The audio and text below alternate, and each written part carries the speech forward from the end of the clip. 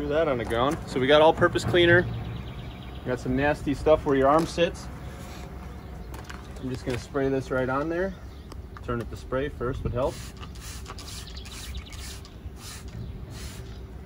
Spray that right on there, let it sit and soak for a second. Let it work itself in. And all I got is just a soft bristle brush here.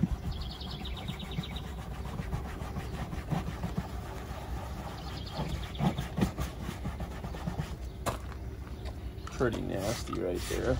Spray it again. Let it sit. Get it a little bit.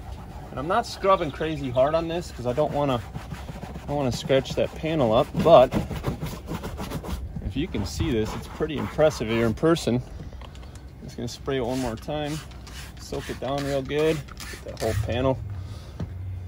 I'm just gonna take a white cotton terry cloth towel and just wipe it clean.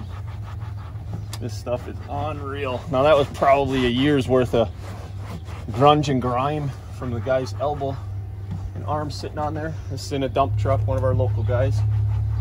And even this upper part where I didn't scrub with the brush is actually cleaning up really well, just by letting it sit and soak for a minute.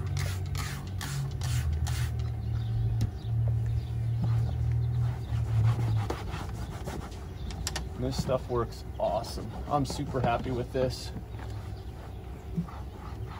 Now we don't clean interiors around here, but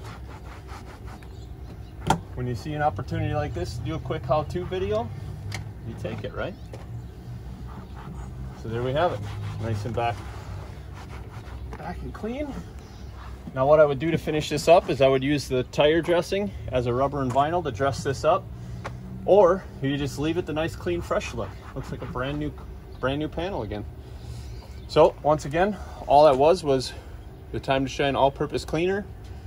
Took all that nasty armpit right off of there.